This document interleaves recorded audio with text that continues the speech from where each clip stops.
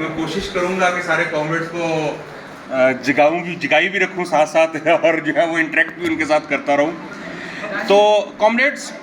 جو ٹاپک ہے آج کا لیڈ آف کا اس سیشن کا وہ ہے نظریہ انقلاب مسلسل پسماندہ ممالک میں انقلاب کا کردار. اور کامریڈز میرے خیال میں آج کے عہد میں اور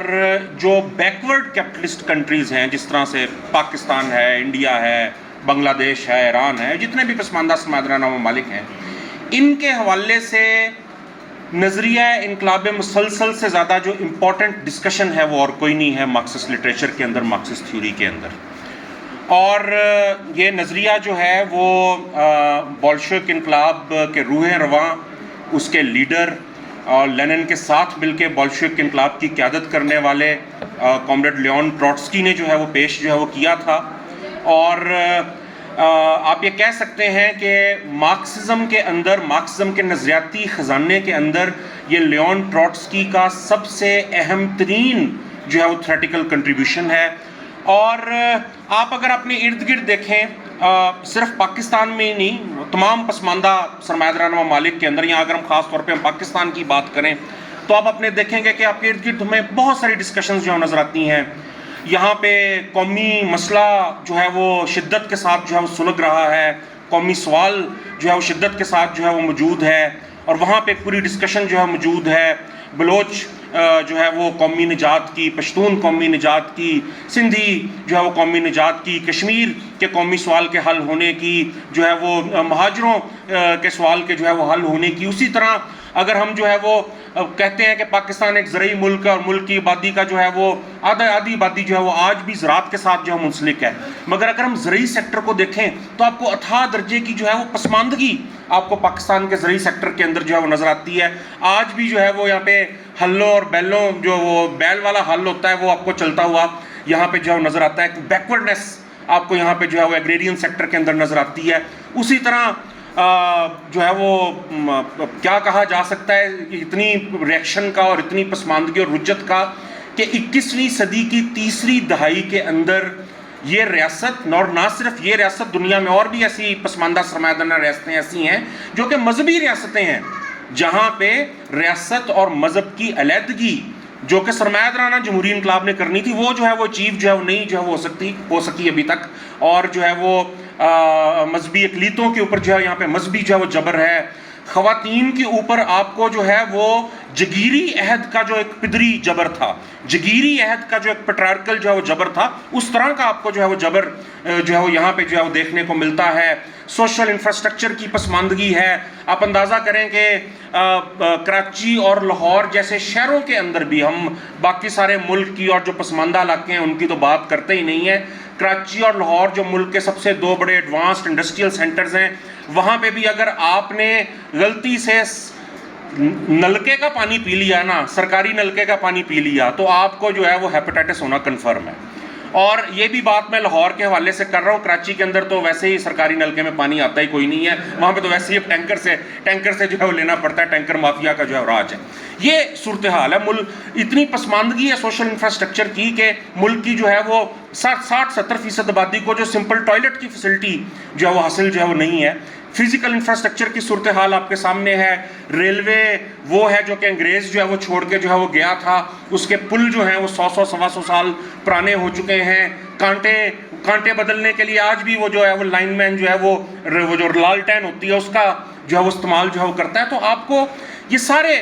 قومی مسئلہ جو ہے وہ صنفی جبر کا مسئلہ، سوشل اور فزیکل انفراسٹرکچر کی پسماندگی کا مسئلہ، آپ کو زرعی پسماندگی کا مسئلہ، ریاست اور مذہب کا آپس میں اکٹھا جو ہے وہ ہونا، آپ کو یہ سارے مسائل آپ کو پاکستان اور دیگر کئی جو بیکورڈ کیپٹلسٹ کنٹریز ہیں وہاں پہ جو نظر آتے ہیں. اور پھر انہی ممالک کے اندر آپ کو ان سارے مسائل کے گرد آپ کو پھر عجیب و غریب قسم کی انتہائی پسماندہ ڈسکشنز سننے کو جو ہے وہ ملتی ہیں. کیا ڈسکشنز آپ کو سننے کو ملتی ہیں کہ جی پہلے قومی مسئلہ ہم حل کریں گے،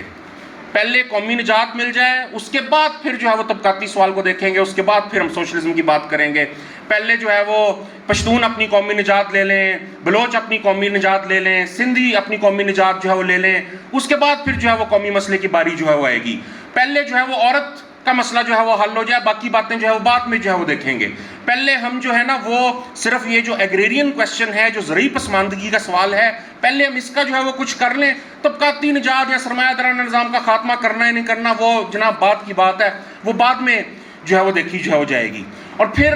آپ کو پوری ایک ڈسکشن آپ کو جو ہے وہ یہاں پہ جو لبرلز موجود ہیں, جو یہاں پہ جو ایک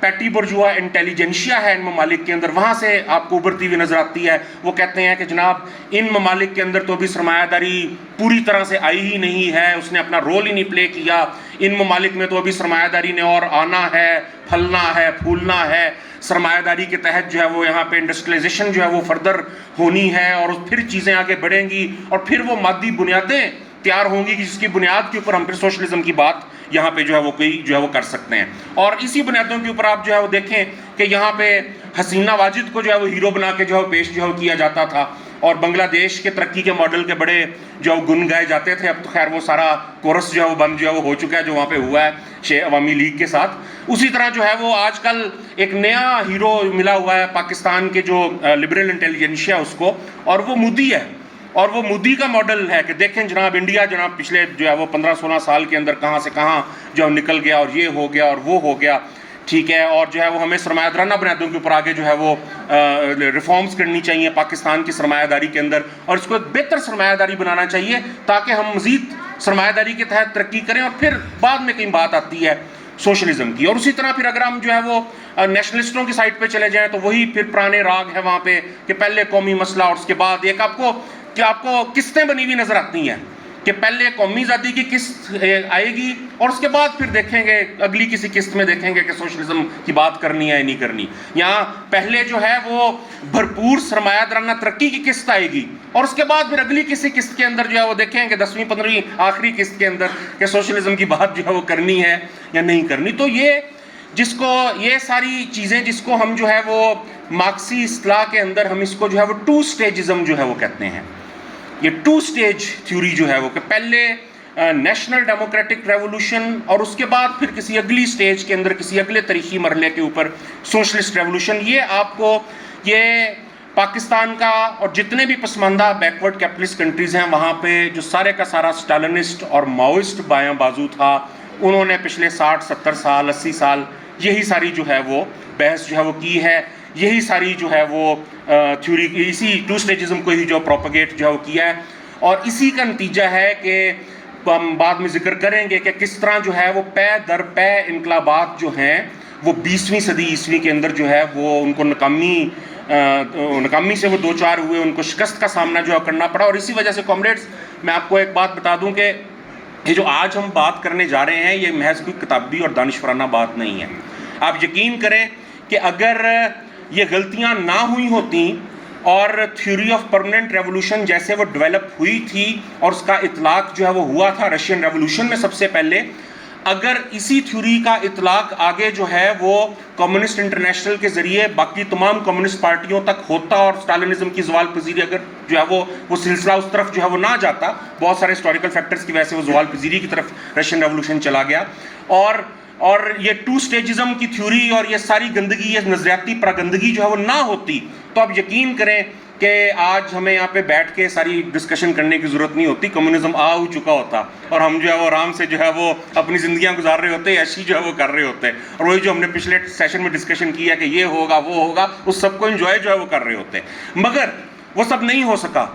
نظریاتی غلطیوں کی وجہ سے نہیں ہو سکا, انقلابات ان کو شکست کھانی پڑی, ناکامی کا منہ جو ہے وہ دیکھنا پڑا. اسی وجہ سے یہ ڈسکشن کرنا ضروری ہے کہ تھیوری آف پرماننٹ ریولوشن جو ہے وہ کیا ہے, کیسے یہ جو ہے وہ ڈیولپ ہوئی, اور آج یہ ہماری صورتحال سے کس طرح سے جو ہے وہ ریلیونٹ ہے. تو کامریڈز اگر ہم تھیوری آف پرماننٹ ریولوشن کے اوپر جانے سے پہلے اگر ہم اس کا ایک تھوڑا سا ہم اس کا ایک بیک گراؤنڈ جو ہے وہ دیکھیں تو آپ سب جانتے ہیں کہ سرمایہ دارانہ نظام جو ہے وہ بھی انقلابات کے ذریعے ہی جو ہے وہ آیا تھا. آپ لوگوں نے جو ہے وہ فرینچ ریولوشن کا نام جو ہے وہ سنا ہوگا, آپ لوگوں نے 1640 کی دہائی کی جو انگلش سول وار تھی, جو انگلستان کا برجوا جمہوری انقلاب تھا, اس کے بارے میں پڑھا ہوگا, اولیور کرامویل کا نام سنا ہوگا. آپ نے جو ہے وہ ہالینڈ یا نیدرلینڈ کا جو برجوا جمہوری انقلاب تھا جو ڈچ نیشنل وارز کہلاتا ہے، اس کے بارے میں آپ نے پڑھا سنا ہوگا. آپ نے 1780s کی ڈیکیڈ کے اندر جو U S war of independence تھی، جو بیسیکلی جو امریکن برجوا ڈیموکریٹک ریولوشن تھا، اس کے بارے میں جو ہے وہ آپ نے پڑھا اور سنا جو ہے وہ ہوگا. تو یہ جو برجوا ڈیموکریٹک ریولوشن ان ایڈوانسڈ ویسٹرن کنٹریز کے اندر جو ہے ہوئے،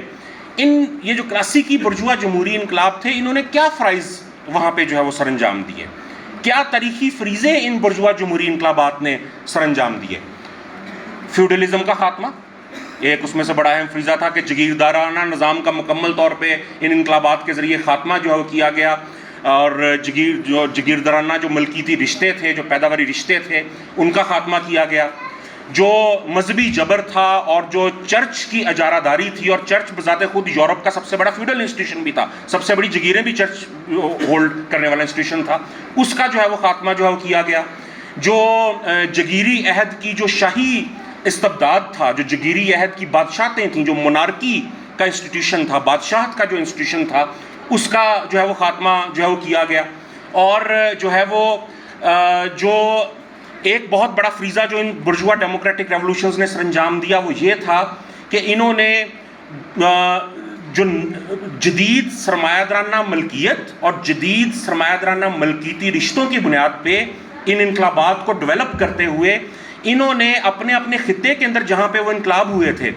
وہاں پہ جو چھوٹی چھوٹی قبائلی شناختیں تھیں، خاندانوں کی شناختیں تھیں، شہروں کی شناختیں تھیں، بعض پیشوں کے لحاظ سے شناختیں تھیں، ان سب شناختوں کو آپس میں املگمیٹ کرتے ہوئے ایک لارجر نیشنل آئیڈینٹی کو، ایک جو ہے وہ نیشن کو جو ہے وہ تخلیق دیا. انگلش نیشن ہو گئی، فرینچ نیشن جو ہے وہ ہو گئی، امریکن نیشن ہو گئی. اور صرف یہ ایک نیشن ہی نہیں تخلیق ہوئی، اس ایک نیشن کی تخلیق کے پروسیس کے اندر ایک قومی منڈی بھی تخلیق ہوئی، ایک نیشنل مارکیٹ بھی تخلیق ہوئی اس متعلقہ برجوازی کے لیے، اور ایک نیشن سٹیٹ بھی جو ہے وہ تخلیق ہوئی. تو نیشن کی تخلیق، نیشنل مارکیٹ کی تخلیق اور نیشن سٹیٹ کی تخلیق بھی بہت بڑی جو ہے وہ اچیومنٹس تھیں ان برجوا ڈیموکریٹک جو ہے ریولوشنز کی. پھر ایک جدید جو ہے وہ سوشل اور فزیکل انفراسٹرکچر کو جو ہے وہ پروان جو ہے وہ چڑھانا، مینز آف کمیونیکیشنز کو ڈیولپ کرنا، سڑکیں، برج، ریل روڈ، پورٹس وغیرہ وغیرہ، انڈسٹری، سائنس، ٹیکنالوجی، ان سب کو جو ہے وہ ڈیولپ جو کرنا. یہ سارے وہ تاریخی فریضے تھے جو کہ یہ جو کلاسیکی برجوا ڈیموکریٹک ریولوشنز ہیں، جو میں نے آپ کو 4-5 نام بڑے جو ہے وہ بنوائے ہیں، ان میں کہ یہاں کی برجوازی نے جب ان ریولوشنز کو کیا تو اپنے ان تاریخی فریضوں کو جو ہے وہ پورا کیا. اس کے بعد کیا ہوا؟ جب یہ چند 4-5-6 ایڈوانسڈ کنٹریز کے اندر برجوا ڈیموکریٹک ریولوشنز ہو گئے، اور یہ ملک جو تھے وہ ایڈوانسڈ برجوا کنٹریز جو ہے وہ بن گئے، اور ظاہری بات ہے پھر جو ہے وہ ایک ایڈوانسڈ طرز پیداوار تھا، سرمایہ دارانہ نظام جگیرداری سے، شاہی طرز پیداوار سے، اور پھر اس کی سائنس بھی ایڈوانس تھی، اس کی ٹیکنیک بھی ایڈوانس تھی، اس کی قوت پیداوار بھی جو ہے وہ باقی ساری دنیا سے جو ہے وہ کہیں زیادہ تھی.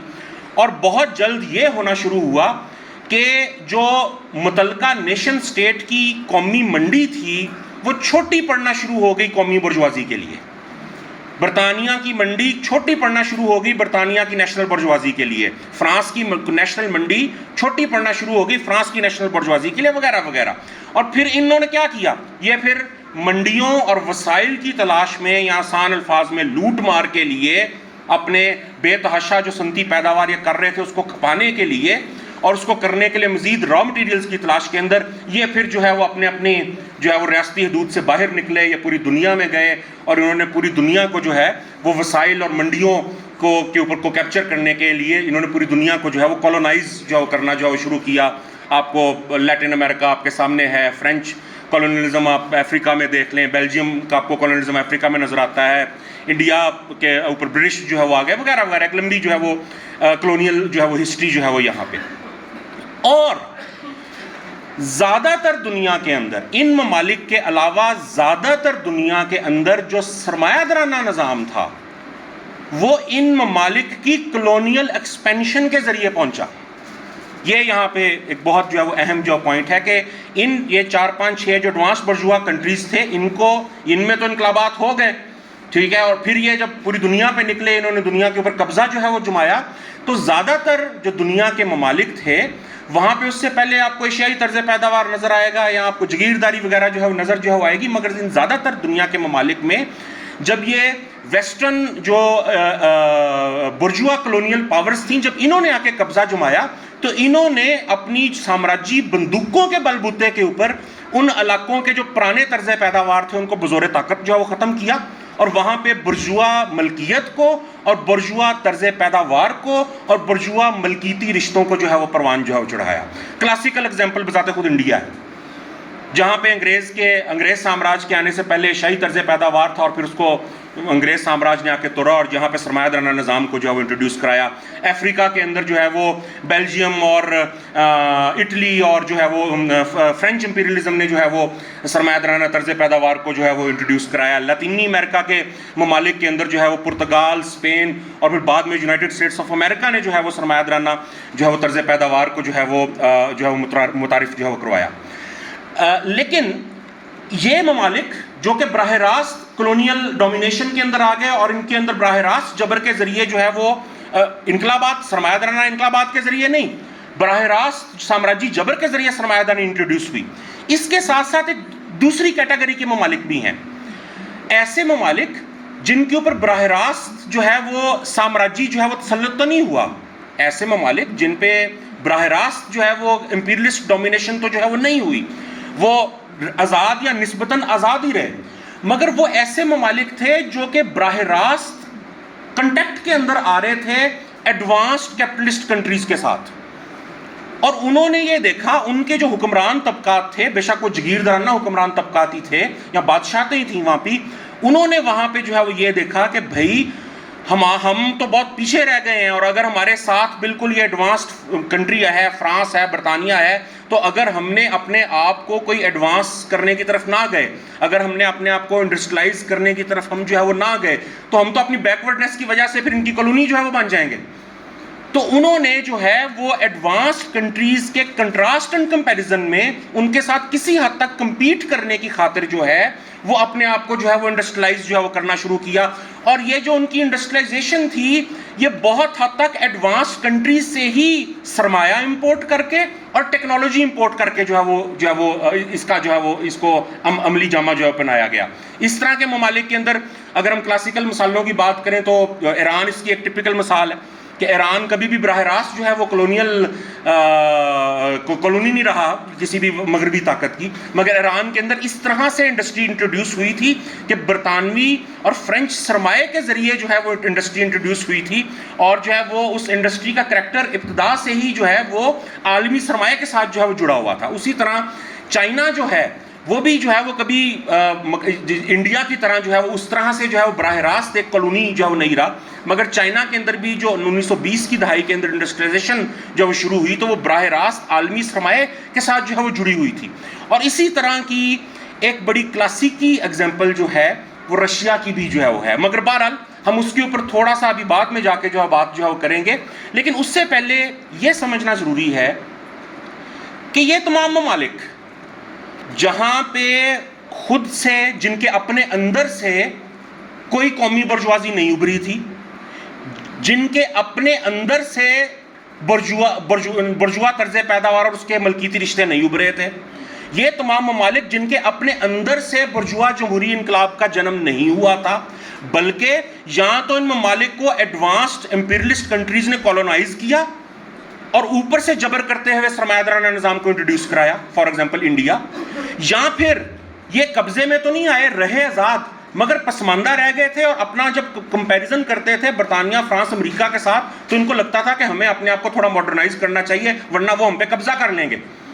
تو وہاں پہ جو پرانی بادشاہت یا جو پرانی جگیردار اشرافیہ تھی، اسی کے کچھ حصوں نے جو ہے وہ انڈسٹریلائز کرنے کی اور ملک کو تھوڑا ماڈرنائز کرنے کی کوشش کی، اور یہ تمام ایفرٹ جو ہے وہ عالمی سرمایہ کی امپورٹ اور باہر سے ٹیکنالوجی امپورٹ کر کے جو ہے کی گئی، جیسا کہ میں نے آپ کو ایران، رشیا اور جو ہے وہ چائنا کی جو ہے وہ مثالیں دیں. مگر ان دونوں کیسز کے اندر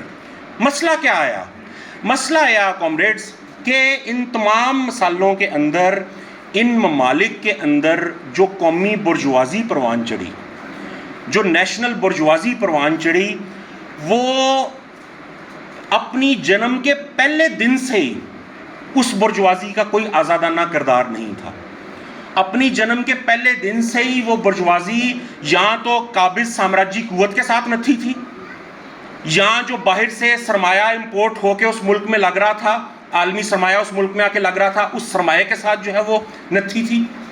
یہ اسی وجہ سے ان تمام ممالک میں جو برجوازی پروان چڑھی، اس کو کمپراڈور برجوازی یا دلال برجوازی بھی جو ہے وہ کہا جاتا ہے.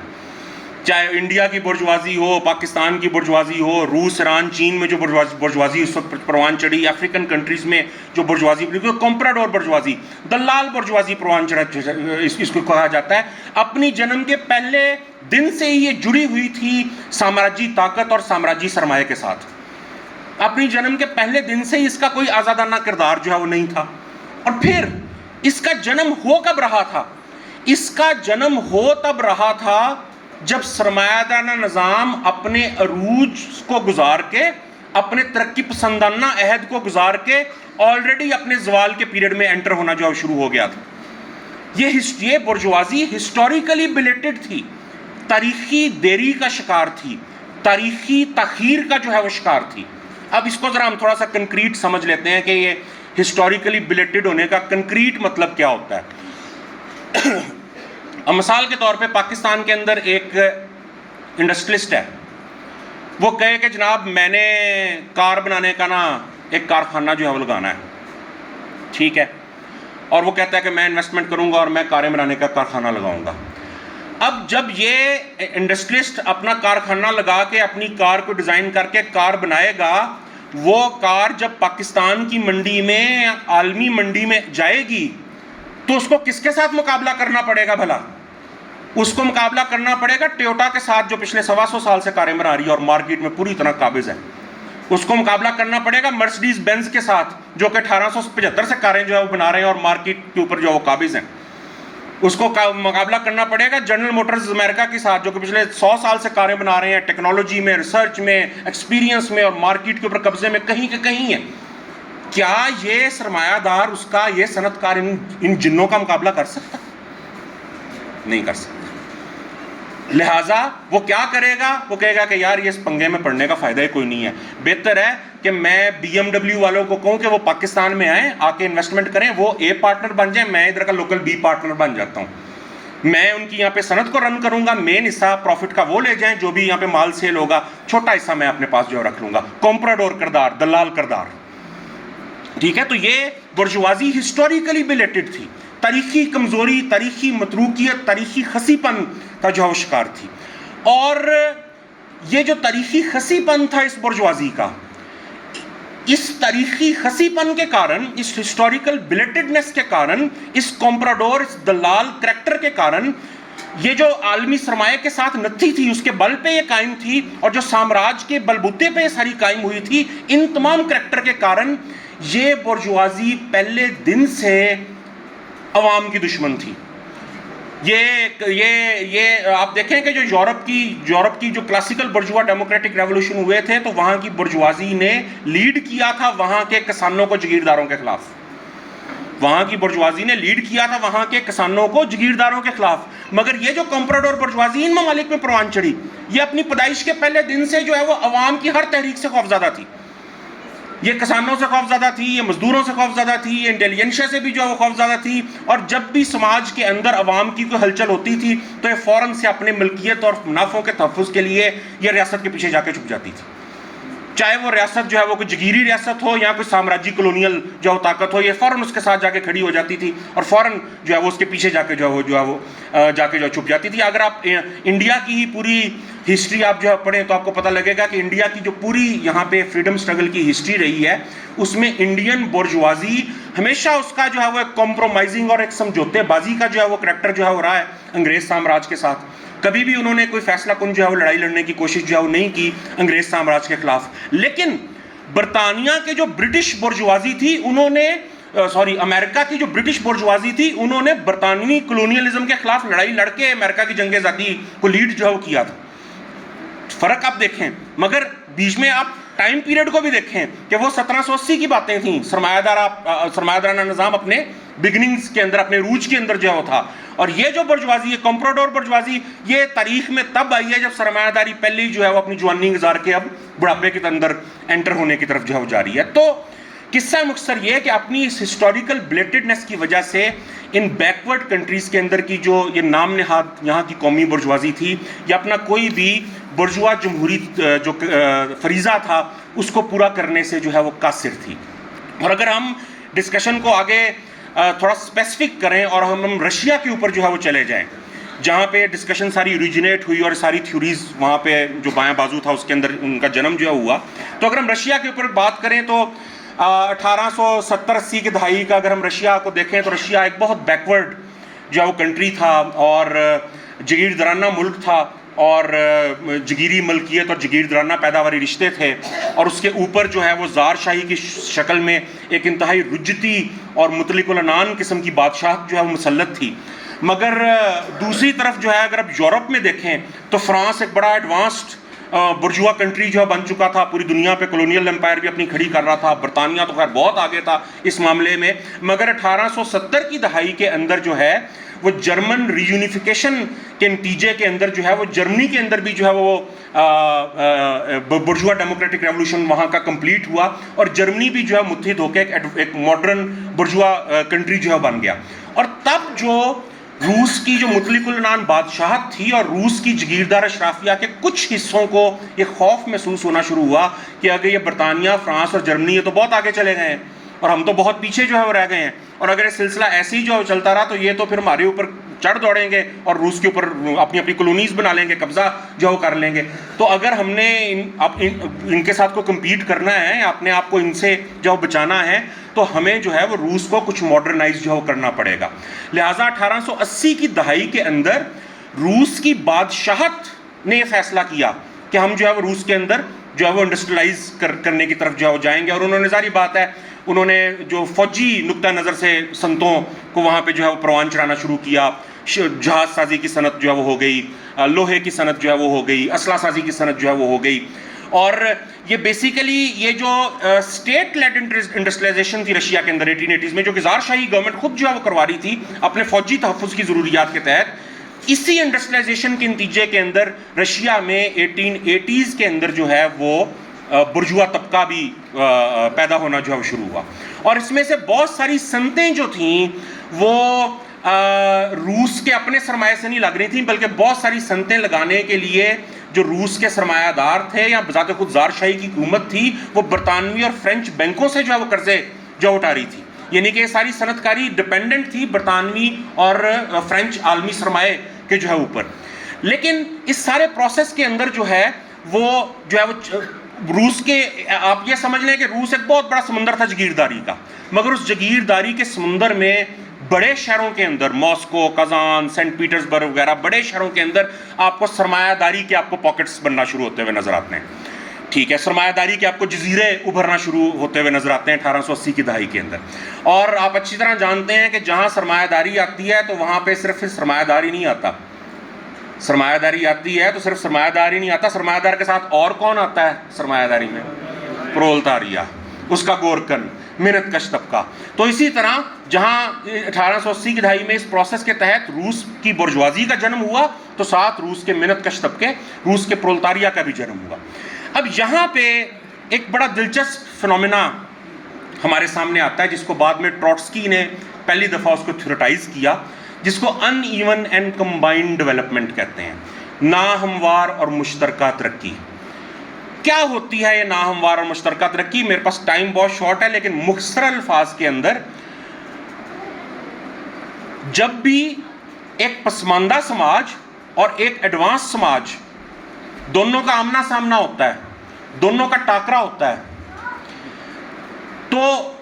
پسماندہ سماج جو ہے, اب ظاہری بات ہے سارے جانتے ہیں کہ جب ایڈوانس سماج اور پسماندہ سماج کا ٹاکرا ہوگا, آمنا سامنا ہوگا, تو ظاہری بات ہے یہ پسماندہ سماج ہی ہے نا جو کہ ایڈوانس سماج سے ٹیکنیک اور ہنر اور علم جو ہے وہ سیکھے گا, ان سے جو ہے لرن کرے گا. یہ بات تو سارے اس کے اوپر ایگری ہیں سارے. لیکن ٹروٹسکی ایک بڑی دلچسپ بات کہتا ہے, وہ کہتا ہے کہ جو پسماندہ سماج جب جدید سماج سے علم, ہنر, ٹیکنالوجی سیکھنا شروع کرتا ہے, اس کو لینا شروع کرتا ہے, تو وہ ایسے نہیں کرتا کہ اس ایڈوانس سماج نے اس ٹیکنالوجی کو حاصل کرنے کے لیے جتنی بھی سٹیجز طے کی ہوں وہ ان سٹیجز کو ہو بہو ویسے نہیں دہراتا. وہ ڈائریکٹلی اس ایڈوانس سماج کے پاس جو سب سے ایڈوانس ٹیکنالوجی ہوتی ہے اس کو ڈائریکٹ امبائب کر لیتا ہے, اس کو ڈائریکٹ جو ہے گرفت کے اندر جو ہے وہ لے آتا ہے. اب میں آپ کو اس کی ایک دو مختصر سی مثالیں دیتا ہوں. یہ جب یورپین کولونائزرز جو تھے, برجوا کولونائزرز, یہ جب امریکہ گئے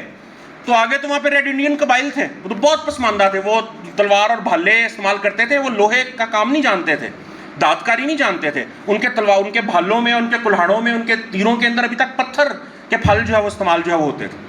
اور دوسری طرف یورپ کے ایڈوانس ترین وہ توڑے دار وہ مسکٹس تھیں اور آرٹلری تھی اور وغیرہ وغیرہ. مگر جب ان دونوں کا آمنا سامنا ہوا تو کیا ہم دیکھتے ہیں؟ ہم دیکھتے ہیں کہ وہ ریڈ انڈینز نے ایک جھٹکے کے اندر انہوں نے اپنے تیر کمان اور بھالے پھینکے اور سیدھے یورپین کولونائزرز کی جو مسکٹس تھی ان کو اٹھا کے ان کو چلانا سیکھ کے ان کو استعمال کرنا شروع کر دیا. ریڈ انڈینز نے یہ نہیں کیا. آپ دیکھیں کہ وہ جو مسکٹ بندوق ہے اس کے پیچھے ڈیولپمنٹ کی پوری ہسٹری ہے کہ پہلے لوہے کی پہلے تانبے کی دھات کاری آئی, پھر لوہے کی دھات کاری آئی, پھر بارود کا استعمال آیا, پھر ابتدائی بندوق آئی اور پھر مسکٹ تک بات پہنچی. ریڈ انڈینز نے یہ نہیں کیا کہ وہ ساری سٹیجز دوبارہ دہرائیں. جو ایڈوانس ترین ان کو چیز اویلیبل تھی انہوں نے سیدھی وہ اڈاپٹ کر لی. پہلے ان ایوننس تھی, ناہمواریت تھی, کہاں یورپی کولونائزر ترقی میں اور کہاں بیچارے ریڈ انڈینز پسماندگی میں, یہ ان ایوننس تھی. پھر کمبائنڈ ڈیولپمنٹ ہوئی کہ انہوں نے ایک جھٹکے میں, انہوں نے ساری سٹیجز طے نہیں کی, ایک جھٹکے میں انہوں نے اپنے پتھر کے ہتھیار پھینکے اور سیدھی توڑے دار بندوق پکڑ لی, سیدھی مسکٹ جو ہے پکڑ لی. اسی طرح آپ یہاں پہ آپ مثالیں جو آپ دیکھ سکتے ہیں. میں جو ہے وہ آپ کو میں گارنٹی کے ساتھ کہہ سکتا ہوں کہ اس حال میں ہر جو نوجوان بیٹھا ہے جس کے تقریباً ہر نوجوان کے ہاتھ میں ٹچ والا وہ موبائل ہے, ٹچ سکرین والا ہے کہ نہیں ہے ایسا. اور میں آپ کو ادھر گارنٹی کے ساتھ کہہ سکتا ہوں کہ شاید ہی ان میں سے کسی نوجوان نے ٹچ سکرین کے موبائل سے پہلے یا پہلے کبھی جو ہے وہ انہوں نے کبھی ڈیسک ٹاپ جو ہے وہ استعمال جو ہے وہ کیا ہو, یا اس سے پہلے کبھی ٹائپ رائٹر جو ہے وہ استعمال کیا ہو. حالانکہ دیکھیں یورپ میں یا امریکہ میں جہاں سے ٹیکنالوجیز نکلی ہیں وہاں پہ تو سٹیجز ایسی طے ہوئی نا کہ پہلے لینڈ لائن والا فون آیا, پھر جو ہے وہ ٹائپ رائٹر آیا, پھر جو ہے وہ ڈیسک ٹاپ کمپیوٹر آیا, پھر وہ بڑے بڑے بدے قسم کے لیپ ٹاپ آئے وہ ٹرنک کے سائز کے, ٹھیک ہے, پھر جناب پیجر بھی بیچ میں جو ہے وہ آیا, ٹھیک ہے, پھر یہ آیا, پھر وہ آیا, پھر یہ چیزیں ٹچ سکرین تک پہنچی ہیں. کیا آپ لوگوں نے یہ ساری سٹیجز ویسی ریپیٹ کی؟ نہیں. آپ لوگوں نے سیدھا جو لیٹسٹ ٹیکنالوجی اویلیبل تھی ٹچ سکرین والی, آپ نے سیدھا اس کو اڈاپٹ کرنا شروع کی. یہ آپ موٹر ویز کو دیکھیں جو پاکستان میں بنی ہوئی ہیں, وہ دھرتی جہاں پہ اب یورپ میں تو دیکھیں یورپ میں جو آٹوبان بنی ہے, جو موٹر ویز بنی ہے وہ ایسے نہیں بنی. وہاں پہ پہلے پگڈنڈیاں, پھر کچی سڑکیں, پھر سولنگ والی سڑکیں, پھر چھوٹی شہر اور منڈی والی سڑکیں, پھر موٹر وے کی باری آئی ہے. مگر کیا باقی یہاں پہ بھی ایسا ہوا ہے؟ نہیں. 5 سال پہلے وہاں پہ جو پگڈنڈی گزرتی تھی وہ ہڑپا کے دور کی, اور 5 سال کے اندر اندر بیرونی سرمایہ سے, بیرونی قرضے سے ایک موسٹ ماڈرن موٹر وے وہاں سے گزر رہی. یہ ہے ان ایون کمبائنڈ ڈیولپمنٹ. اسی طرح رشیا کے اندر بھی بہت پسماندگی تھی, اور پھر جب عالمی سرمایہ اور اپنی فوجی ضروریات کے تحت انہوں نے انڈسٹریلائز کرنا شروع کیا زار شاہی نے, تو وہاں پہ انہوں نے یہ نہیں کیا کہ جو ساری پچھلی سٹیجز تھیں یورپین انڈسٹریلائزیشن کی ہیں, یورپین کیپٹلزم کی, ان کو ہو بہو ریپیٹ کیا جائے کہ پہلے چھوٹی انڈسٹری, پھر درمیانی انڈسٹری, پھر بڑی انڈسٹری. انہوں نے رشیا کے اندر جو موسٹ لیٹسٹ یورپین ٹیکنیکس اور انڈسٹری اور ذرائع پیداوار اویلیبل تھے وہ انہوں نے امپورٹ کر کے لگائے. یعنی کہ صورتحال یہ ہوئی کہ یورپ کے رشیا کے اندر بعض صنعتیں اتنی بڑی تھیں کہ یورپ میں بھی اتنی بڑی صنعتیں موجود نہیں تھیں. بڑے بڑے اسٹیل کے پلانٹ اور بڑے بڑے جو ہے وہ مشین ٹول فیکٹریاں اور وغیرہ وغیرہ تعداد میں تھوڑے تھے مگر بہت لیٹسٹ اور جدید ٹیکنالوجی کے سائز میں بہت بڑے, جن میں 8-8 10-10 ہزار ورکر اکٹھے جو ہے وہ کام کرتے تھے. اور اس سب کے نتیجے میں کیا ہوا؟ اس تھوڑی مگر بہت ایڈوانسڈ لیول کی انڈسٹریلائزیشن کے نتیجے میں جو رشیا کے اندر ایک ایسے پرولتاریہ نے جنم لیا جو تعداد میں تو بہت چھوٹا تھا, اس میں کوئی شک نہیں, تعداد میں بہت چھوٹا تھا, مگر وہ چھوٹا سا پرولتاریہ روس کے چند ایک جو سب سے بڑے شہر تھے وہ ان میں کنسنٹریٹڈ تھا.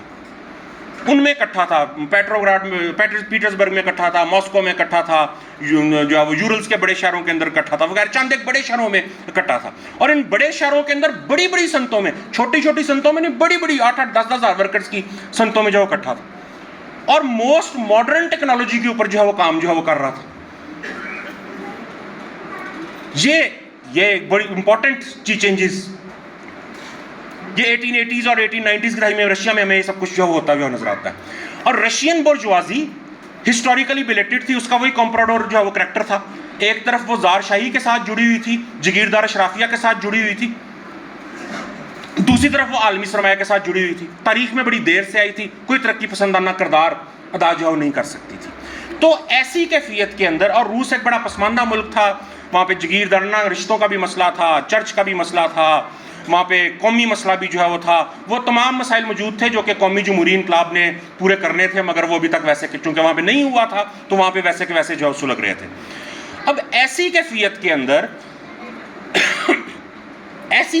کے اندر جب روس میں Russian social Democrat labour party کی شکل میں بائیں بازو کی تحریک پروان چڑھی، تو اس کے اندر پھر ڈسکشنز جو ہیں ہونا شروع ہوئیں، بحثیں ہونا شروع ہوئیں.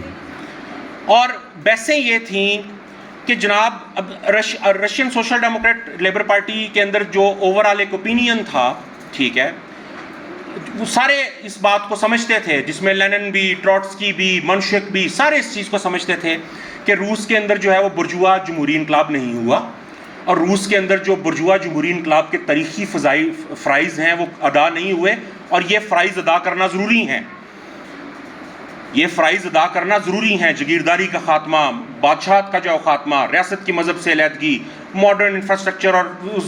فزیکل سوشل انفراسٹرکچر کی جو ہے تعمیر، جدید قوم کی تشکیل وغیرہ وغیرہ، قومی مسئلے کا حل، کہ یہ فرائض پورے ہونا جو ہے لازمی ہے. مگر جو بحث چھڑی وہ اس بات کے اوپر چھڑی کہ یہ سارے فرائض کون پورے کرے گا، یہ سارے فرائض کون پورے کرے گا. اب یہاں پہ 3 نقطہ نظر جو ہے وہ بنے. RSDLP کے اندر 3 پوائنٹ آف ویوز جو ہے وہ سامنے آئے. اس میں سب سے پہلا پوائنٹ آف ویو جو ہے وہ منشکس کا پوائنٹ آف ویو تھا. اور منشکس کا پوائنٹ آف ویو کیا تھا؟ منشکس کا پوائنٹ آف ویو وہی تھا جو کہ ایکشن ریپلے کا پوائنٹ آف ویو ہوتا ہے. وہ کہتے تھے کہ بھئی جیسا یورپ میں ہوا ہے نا، ویسا ہی ایکشن ریپلے ہمیں رشیا کے اندر آئے گا، دیکھنے کو ملے گا. اور وہ کہتے تھے چونکہ جو مسائل ہیں وہ برجوا ڈیموکریٹک ریولوشن کے مسائل ہیں،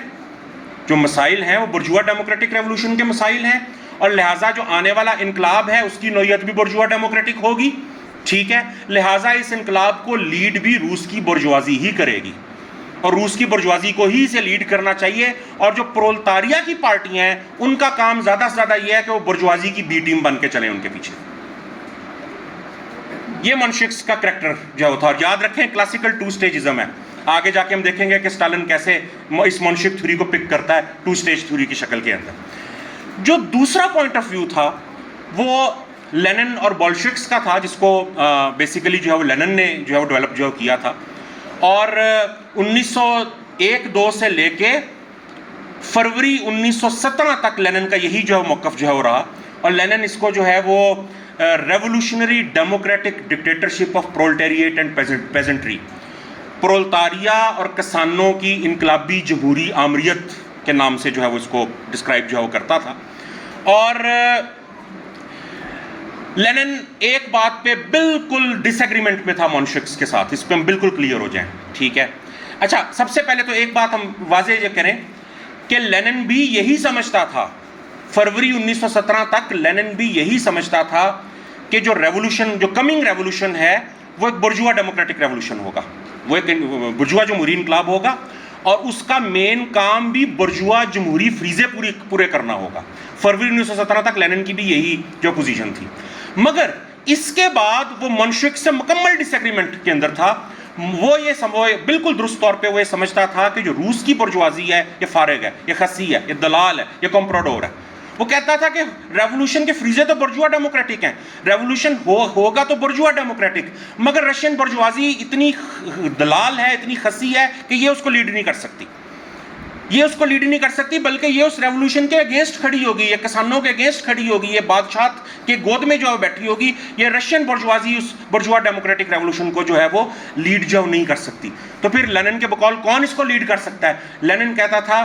کہ یہ برجوا ڈیموکریٹک ریولوشن ہوگا، اس کے فرائض بھی برجوا ڈیموکریٹک ہوں گے، مگر روسی برجوازی اس کو لیڈ نہیں کرے گی، اس کو لیڈ کرے گا پرولتاریا اور کسانوں کا ایک انقلابی جمہوری اتحاد۔ پرولتاریا اور کسانوں کا ایک انقلابی جمہوری اتحاد، جس کے اندر جو فوقیت ہوگی، جو لیڈرشپ پوزیشن ہوگی، وہ پرولتاریا کے پاس ہوگی۔ یہ تھا جو ہے وہ لینن کا revolutionary democratic dictatorship of proletariat and peasantry کا۔ اچھا، اور پھر وہ یہ کہتا تھا کہ یہ جو پرولتاریا اور کسانوں کا انقلابی جمہوری اتحاد ہے، جس میں فوقیت پرولتاریا کو ہوگی، یہ ہسٹری کا سب سے ریڈیکل برجوا ڈیموکریٹک ریولوشن کرے گا رشیا کے اندر۔ پھر ریپیٹ کر دو، سوشلسٹ نہیں، برجوا ڈیموکریٹک ریولوشن کرے گا ہسٹری کے اندر۔ یہ ایک ایسا برجوا ڈیموکریٹک ریولوشن ہوگا جو کہ برجوازی نہیں، پرولٹیریٹ اور پیزنٹری کا اتحاد جو وہ کر رہا ہے، لہذا موسٹ ریڈیکل برجوا ڈیموکریٹک ریولوشن جو ہوگا۔ ہم جگیری رشتوں کی اور جو باقی جتنی ماضی کی باقیات ہیں اس کا کچھ بھی نہیں چھوڑے گا یہ جو ہے وہ ریولوشن جو ہے وہ ہے۔ لیکن حتمی طور پہ اس نظریے کے تحت لینن کی پوزیشن یہ تھی کہ حتمی طور پہ بہرحال یہ انقلاب ہوگا برجوا ڈیموکریٹک کی، اور لینن یہ سمجھتا تھا کہ اس انقلاب کے جب نتیجے میں ایک دفعہ جب اس انقلاب کے فریضے پورے ہو جائیں گے، پرولتاریا اور پیزنٹری کا اتحاد وہ فریضے پرولتاریا کی قیادت میں پورے کر دے گا، تو اس کے بعد جو ہے جو سٹیٹ بنے گی وہ برجوا ڈیموکریٹک سٹیٹ ہوگی، ایک جمہوری برجوا ڈیموکریٹک سٹیٹ، اور جو نظام ہوگا وہ بھی ایک جو سرمایہ نظام ہوگا، برجوا ڈیموکریٹک سسٹم جو ہوگا۔ اور پھر لینن کی پوزیشن تھی، مطالبہ تھا کہ ہم کانسٹیٹوئنٹ اسمبلی ہمارا مطالبہ ہے، اور ایک الیکشن جو ہو گئے پورے ملک کے اندر، اس کے اندر پھر جو جیتے گا وہ آ جائے گا اقتدار کے اندر۔ ظاہری بات ہے محنت کش طبقہ تو تعداد میں بہت تھوڑا تھا، وہ تو کبھی بھی ووٹوں کے ذریعے اقتدار کے اندر نہیں جو آ سکتا تھا۔ تو لینن کے مطابق جو ریڈیکل موسٹ یہ جو برجوا ڈیموکریٹک ریولوشن تھا، یہ رشین پرولٹیریٹ اور پیزنٹری نے لیڈ کرنا تھا، رشین پرولٹیریٹ کی قیادت میں، مگر اس کے نتیجے کے اندر پرولتاریا نے اقتدار نہیں سنبھالنا تھا، سوشلسٹ ڈکٹیٹرشپ نہیں قائم کرنی تھی، مگر اس نے یہ انقلابی فرائض پورے کرتے ہوئے اس نے ایک برجوا ڈیموکریٹک سٹیٹ کو تخلیق دینا تھا، سرمایہ دارانہ نظام کی فردر بڑھوتری کے لیے راہ ہموار جو وہ کرنی تھی، ایک کانسٹیٹوئنٹ اسمبلی جو وہ الیکشن کے ذریعے جو ہے اس نے جو ہے وہ آنا تھا۔ اور لینن کہتا تھا کہ اس سب کے نتیجے کے اندر وہ حالات وہ زمین ہموار ہوگی کہ روس میں سرمایہ داری بڑی تیزی کے ساتھ جو وہ آگے بڑھے گی، اور جب وہ بڑی تیزی کے ساتھ آگے بڑھے گی تو اس کے نتیجے کے اندر جو ہے وہ پرولتاریا کے حجم میں بھی اضافہ ہوگا، اور چونکہ سیاسی آزادی ہوگی تو جو بائیں بازو کی پارٹیاں ہیں ان کے پاس بھی آزادی ہوگی کہ وہ ابو گراؤنڈ آ کے کھل کے کام کریں، اور پھر ہماری اگلی لڑائی شروع ہوگی سوشلزم کے لیے۔ مگر اس ساری تھیوری میں لینن نے ایک اور بات بھی جو ہے وہ کئی جگہوں پہ کی ہے، وہ کہتا ہے کہ جو رشیا کا یہ جو انتہائی ریڈیکل برجوا ڈیموکریٹک ریولوشن ہے نا، جو پرولتاریا اور پیزنٹری مل کے کر رہے ہیں، یہ اتنا ریڈیکل ہوگا، اور چونکہ پرولتاریا کی قیادت میں ہو رہا ہوگا، یہ اتنا ریڈیکل ہوگا کہ یہ یورپ کے پرولتاریا کو ہٹ کرے گا جا کے۔ یورپ کا پرولتاریا کہے گا کہ بھئی روس کے محنت کشوں نے کسانوں کو لیڈ کرتے ہوئے اتنا جو وہ ریڈیکل برجوا ڈیموکریٹک ریولوشن کیا جو کہ کبھی برجوازی خود نہیں کر سکی، تو اس چیز سے یورپ کا پرولتاریا بڑی حوصلہ پائے گا، اور یورپ کا پرولتاریا پھر ایک انقلاب کے اندر اٹھ جائے گا، اور یورپ کا پرولتاریا وہ تو ایڈوانس پرولتاریا، ایڈوانس کنٹریز ہے، وہ جس انقلاب کے اندر اٹھے گا وہ سوشلسٹ انقلاب ہوگا، اور وہ پھر اپنے ملکوں میں انقلاب کرتا ہوا سوشلسٹ ڈکٹیٹرشپ قائم کرے گا، پرولتاریا کی آمریت قائم کرے گا اپنے ایڈوانس کنٹریز کے اندر، اور پھر وہ آئے گا ہماری مدد کو، اور پھر وہ روس کے پرولتاریا کا ہاتھ پکڑے گا، اور ہمارے پاس یہ امکان موجود ہوگا کہ ہم روس کی برجوا ڈیموکریٹک سٹیج اور سوشلسٹ سٹیج کے بیچ میں جو فاصلہ ہے اس کو ہم ٹیلیسکوپائز کر دیں، اس کو ہم شارٹن جو وہ کر دیں یورپ کے ایڈوانس پرولتاریا کی مدد کے ساتھ۔ تو یہ جو ہے وہ یہ فروری 1917 تک لینن کی جو ہے وہ RDPP کے نظریے کے تحت یہ جو اپوزیشن تھی۔ اب آتے ہیں ہم سب سے وکھرے قسم کے نقطہ نظر کی طرف، جو کہ اس ٹائم پہ پوری Russian social Democrat labour party میں ایک کلے بندے کا تھا لٹرلی سپیکنگ ابتدا میں یہ صرف ایک بندے کا نقطہ نظر تھا، اور وہ ہے theory of permanent revolution, Leon Trotsky کی جو تھیوری تھی، لیون ٹروٹسکی کا جو نقطہ نظر تھا۔ اور میں اس کی پیچھے ہسٹری میں نہیں جانا چاہتا کہ 1905 کے انقلاب میں ٹروٹسکی نے بڑا فعال کردار ادا کیا، وہ سینٹ پیٹرز برگ سوویت کا چیئرمین بھی جو رہا, اور 1905 کے انقلاب کے اندر جو اس نے حرکیات دیکھی انقلاب کی اور پرولتاریا کا جو رول دیکھا, وہاں سے اس نے اخذ کرنا شروع کیا کہ روس کے انقلاب میں پرولتاریا کا کیا کردار ہوگا ایکچولی, اور پھر اپنی یہ تھیوری اس نے جو ہے پیش کی. تو ہم اب اگر ہم اس تھیوری آف پرماننٹ ریولوشن کے اوپر جو ہے وہ جائیں, تو کیا کہتا تھا ٹروٹسکی اس کے اندر؟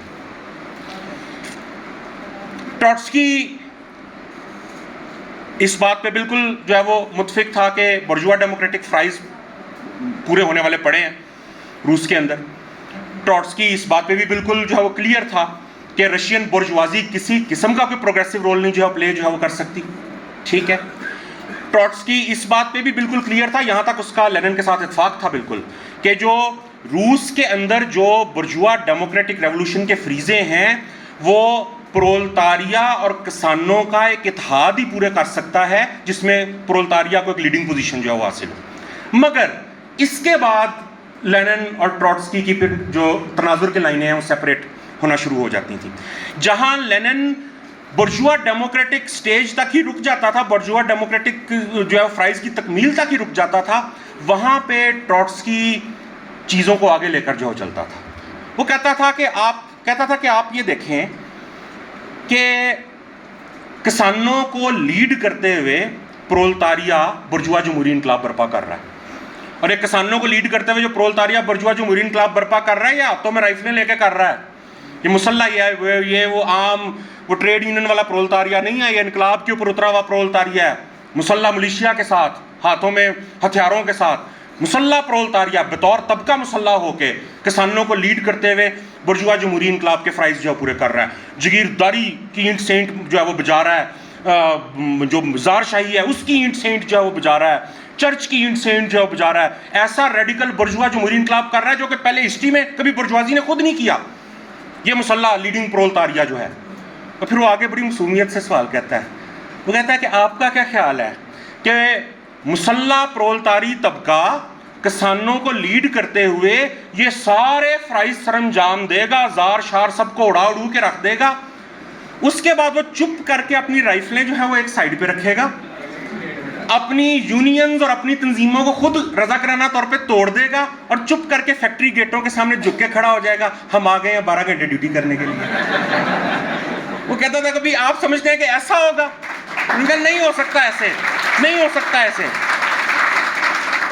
وہ مسلح پرولتاری طبقہ جو کہ زار شاہی, بادشاہ, جگیرداری ہر ایک کی اینٹ سینٹ بجا دے گا, یہ کیسے ہو سکتا ہے کہ وہ اپنے طبقاتی مفادات کے حق میں کچھ نہ کرے؟ تو وہ برجوا جمہوری فرائض پورے کرے گا, مگر وہ صرف وہاں تک نہیں رکے گا. وہ برجوا جمہوری فرائض پورے کرتے کرتے سائیڈ بائی سائیڈ ایک کنٹینیوم میں, قسطوں میں نہیں, ایک ہی گو کے اندر, ایک ہی کنٹینیوم کے اندر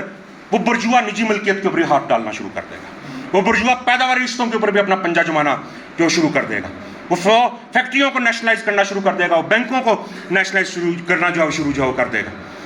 اور ٹروٹسکی ایون یہاں تک کہتا ہے, وہ کہتا ہے کہ ایون کے جو پرولتاریا کا جو منیمم پروگرام ہے نا, کہ 16 گھنٹے کی بجائے یار 8 گھنٹے ورکنگ ڈے کر دو, منیمم پروگرام, منیمم ڈیمانڈ ہے, کہتا ہے یہ منیمم ڈیمانڈ ہی پرولتاریا کو سرمایہ داروں کے ساتھ تضاد میں لے آئے گی, اور صرف پرولتاریا, مسلح پرولتاریا مجبور ہو جائے گا کہ وہ برجوا ڈیموکریٹک ریولوشن کی حدوں سے توڑے, ان سے باہر نکلے, اور ایک ہی کنٹینیوم کے اندر جو ہے وہ سوشلسٹ ڈکٹیٹرشپ, جو سوشلسٹ اقدامات کرنے کی طرف جو ہے ہو جائے, نجی ملکیت کا, سرمایہ دارانہ نجی ملکیت کا خاتمہ جو ہے وہ کرنے کی طرف جو ہے ہو جائے.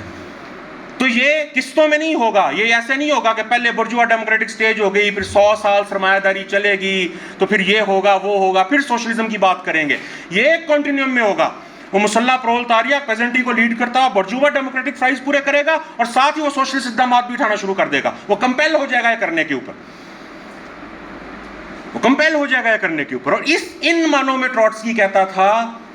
کہ یہ ان انٹرپٹڈ ریولوشن ہوگا, پرماننٹ ریولوشن ہوگا. برجوا جمہوری فرائض کی تکمیل اور سوشلسٹ فرائض کی طرف کنورشن کے بیچ میں کوئی گیپ نہیں ہوگا. یہ ایک گو میں, ایک کنٹینیوم میں جو ہوگی چیزیں. ہم بعد میں جائیں گے, لیکن ذرا دیکھیں 1917 میں کیا ہوا, پھر ہوا کہ نہیں ہوا ایسا. پھر جو ہم کہتے ہیں کہ یار ٹروٹسکی بڑا غیر معمولی جینیس جو ہے وہ بندہ تھا, تو پھر سارے اسٹالینسٹ جو ہے وہ لاٹھیاں لے کے ہمارے پیچھے پڑ جاتے ہیں, یہ دیکھیں جی یہ کس طرح کی باتیں جو کرتے ہیں. لیکن خیر لیکن ٹروٹسکی کی نظر میں یہ انقلاب دو لیولز کے اوپر پرماننٹ ہونا تھا. ایک تو ڈومیسٹک لیول کے اوپر روس کے اپنے اندر, جیسا کہ ہم نے ابھی ایکسپلین کیا, مگر وہ یہاں تک نہیں رکتا. وہ کہتا ہے کہ ڈومیسٹک کے ساتھ ساتھ پھر انٹرنیشنل لیول پہ بھی پرماننٹ ریولوشن ہوگا, اور وہاں پہ پھر وہ پوری ایکسپلینیشن دیتا ہے. وہ کہتا ہے کہ بھئی یہ مارکس اور اینگلس سے بھی چیزیں آگے جا چکی ہیں. آج ایک بہت بڑی اور بہت توانا عالمی منڈی مارکس اور اینگلس کے دور میں بھی تھی, مگر ٹروٹسکی کے ٹائم تک آتے آتے تو بڑی ویل انٹیگریٹڈ گلوبل مارکیٹ اور ایک عالمی تقسیم محنت جو وہ جنم جو لے چکی تھی. اور اس عالمی منڈی اور عالمی تقسیم محنت میں کوئی ایک ملک جو ہے وہ اس سے کٹ کے, اس سے علیحدہ ہو کے, آئسولیٹ ہو کے سروائیو جو نہیں کر سکتا تھا. اور آپ سب یہ اچھی طرح جانتے ہیں کہ سرمایہ دارانہ نظام ایک عالمی نظام ہے, ایک گلوبل نظام ہے. سوشلزم تو اس سے آگے کا قدم ہے نا, ذرائع پیداوار کی بڑھوتری میں, قوت پیداوار کو آگے بڑھانے میں سوشلزم اس سے آگے کا قدم ہے, اس سے پیچھے کا قدم تو نہیں ہے. تو جب سرمایہ داری عالمی ہے, جب سرمایہ داری اگر ایگزسٹ کر سکتی ہے تو گلوبل لیول پہ ایگزسٹ کر سکتی ہے, تو سوشلزم جو اس سے آگے کا نظام ہے وہ کیسے کسی ایک ملک میں سروائیو کر سکتی ہے؟ سوشلزم نے تو قوت پیداوار کو, ذرائع پیداوار کو سرمایہ داری سے اگلے لیول کے اوپر لے کر جانا ہے. تو سوشلسٹ سماج کی مکمل تعمیر آغاز کس ایک ملک سے ہی ہوگا. ہم یہ نہیں کہہ رہے کہ پوری دنیا میں, ٹروٹسکی نے بھی کبھی یہ نہیں کہا تھا کہ پوری دنیا میں اکٹھا ہی کوئی انقلاب ہو جائے گا. آغاز کسی ایک یا ایک دو ملکوں سے ہی ہوگا, مگر اس کے بعد اگر وہ سوشلسٹ انقلاب ان ایک یا ایک دو ملکوں تک آئسولیٹ ہو کے رہ گیا تو سروائیو نہیں کر سکے گا, چاہے وہ ملک امریکہ برطانیہ جیسے ایڈوانس کنٹریز ہی کیوں نہ ہو. ناگزیر ہوگا اس انقلاب کا کہ پھر وہ پھیلے, آگے سے آگے پھیلے, اور عالمگیر سرمایہ داری کی بجائے عالمی سوشلسٹ سماج جو ہے وہ قائم جو ہے وہ کرے. تبھی پھر سوشلزم کی جو فتح ہے وہ حتمی جو وہ قرار دی جا سکتی ہے, اور کمیونزم کی طرف سفر کا آغاز جو کیا جا سکتا ہے. تو ایک تو ڈومیسٹک لیول پہ ریولوشن انٹرپٹڈ ہوگا, پرماننٹ ہوگا, پھر انٹرنیشنل لیول کے اوپر جو ہے ریولوشن جو ہے وہ پرماننٹ جو ہوگا. تو یہ جو ہے وہ لینن ٹروٹسکی کی تھیوری آف پرماننٹ جو ہے وہ ریولوشن جو ہے وہ تھی. اور اس کے بعد کامریڈز 1917 کا ریولوشن, میں اس کی بہت ڈیٹیل میں نہیں جاؤں گا, مگر جب ایکچوئل ایونٹس انفولڈ ہوئے تو ہم نے دیکھا کہ جیسا ٹروٹسکی نے پریڈکٹ کیا تھا ویسا ہی ہوا. اور ٹروٹسکی نے بڑے واضح طور پہ کہا تھا, اس نے کہا تھا کہ ایک تو یہ پرماننٹ ہوگا, اور دوسرا اس نے کہا تھا کہ ایون کے جو برجوا ڈیموکریٹک فرائض ہیں نا, ان کو بنیادی ترین برجوا ڈیموکریٹک فرائض کو پورا کرنے کے لیے بھی کسانوں کی حمایت یافتہ پرولتاریا کی سوشلسٹ آمریت چاہیے ہوگی. کہ جو بنیادی ترین برجوا ڈیموکریٹک فرائض ہے نا, کسی ایک جگیردار کو بھی اگر آپ نے چھیڑنا ہے تو اس کے لیے آپ کو کس قسم کی ریاست اور کیا چیز چاہیے ہوگی؟ کسانوں کی حمایت یافتہ پرولتاریا کی سوشلسٹ آمریت جو ہے وہ چاہیے ہوگی. اور آپ دیکھیں کہ کہا جاتا ہے کہ فروری میں 2 انقلاب ہوئے تھے, اور بالکل درست ہے کہ فروری 1917 کا انقلاب ہوا تھا اور اکتوبر 1917 کا انقلاب ہوا تھا. لیکن غور سے مطالعہ کرنے پہ پتہ لگتا ہے کہ در حقیقت فروری انقلاب کے بعد برجوا جمہوری انقلاب کا بھی کوئی فریضہ ٹھیک طرح سے پورا نہیں ہوا تھا. جو بادشاہ تھا نا, زار, اس نے تخت چھوڑ دیا تھا, بادشاہ کا خاتمہ نہیں ہوا تھا. فرق ہوتا ہے کہ بادشاہ نے تخت چھوڑ دیا ہو مگر تخت قائم ہے ابھی. زار نے تخت چھوڑ دیا تھا, تخت ابھی قائم تھا. جگیردارانہ رشتے بھی جو ہے وہ قائم تھے. سابقہ جو زار شاہی ریاست, فوج, پولیس, اس کی عدلیہ, اس کا جیل خانہ, سب جو ہے وہ قائم تھے. کس نے ختم کیا آ کے سب کچھ؟ اکتوبر انقلاب نے آ کے ختم کیا. کسانوں کی حمایت یافتہ پرولتاریا کی سوشلسٹ آمریت نے آ کے سب کچھ جو ختم کیا. قوموں, مظلوم قوموں کو حق خود ارادیت کس نے دیا؟ انہوں نے دیا. اکتوبر انقلاب کے نتیجے میں جو ریاست جو قائم ہوئی, جو مزدور حکومت قائم ہوئی, انہوں نے جو یہ جو حق جو دیا. تو 1917 کا سال. اور پھر ایک بہت امپورٹنٹ بات کہ لینن انقلاب کا عظیم ترین لیڈر, اور بلا شبہ اس میں کوئی شک و شبے کی گنجائش نہیں ہے کہ مارکس اور اینگلس کے بعد آج تک آنے والا عالمی پرولتاریا کا عظیم ترین لیڈر, عظیم ترین استاد, ہم سب کا رہبر. اور یہ کیسے ہو سکتا تھا کہ اصل جو واقعات ہیں اور جو حقیقی زندگی, لینن جو کہ ہیگل کو ماسٹر کر چکا تھا اور جدلیات کے فن کا ماہر, جو اس کے فلسفے اور اس کے اطلاق کرنے کے فن کا ماہر تھا, یہ کیسے ہو سکتا تھا کہ وہ دیکھ رہا ہو کہ عملی زندگی اور حقیقی زندگی کے تضادات اور حرکیات ہیں وہ کچھ اور کہہ رہی ہیں، تو یہ کیسے ہو سکتا تھا کہ وہ اپنی پرانی تھیوری کے اوپر قائم رہتا؟ اس نے ایک جھٹکے سے، اور یہ لینن کی بہت شاندار خوبی تھی کہ جہاں اس کو یہ لگتا تھا کہ اس کی کوئی پوزیشن حقیقی زندگی کی ڈیولپمنٹ سے میچ نہیں کر رہی، تو وہ کسی انا اور کسی میں گل کہی سی ہے، میں نے یہ بات کی تھی تو میں تو اپنی بات پہ اڑ جاؤں گا، نہیں، وہ ایک جھٹکے میں اپنی پرانی پوزیشن کو کوڑے دان میں پھینکتا تھا اور نئی تھیوری اور نئی پوزیشن ڈیولپ کرتا تھا جو کہ حقیقی زندگی کے ڈائنامکس اور کنٹراڈکشن کے ساتھ میل کھا رہی ہے۔ اور یہی کیا لینن نے۔ آپ پڑھیں مارچ میں جب وہ واپس آ رہا تھا لیٹرز فرام افار، اور پھر فائنلی جب وہ اپریل کے اندر جو واپس پہنچتا ہے اور پھر اس کی ویلکم پارٹی جو رکھی جاتی ہے اور بڑا دھوم دھڑکا وہاں پہ جو ہوتا ہے، اور وہاں پہ وہ اپنی نئی پوزیشن